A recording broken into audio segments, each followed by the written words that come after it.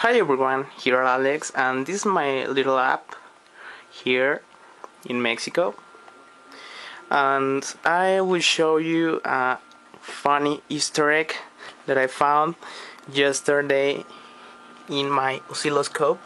Hewlett Packard, this model, and it's about Tetris. You only need to press that button here and these two, and you can play Tetris. It's kind of funny. You can change the level.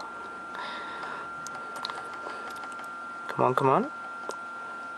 You can rotate left, right, level. Come on. And you can put your name. Done. And that's all. It's a kind of funny Easter egg. You can change to intermediate, advanced. You can change it again.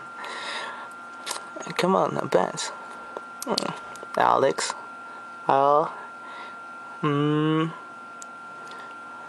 Space. You can change it with that. Okay, it is with that button. You can see. Done. Alex Cesar.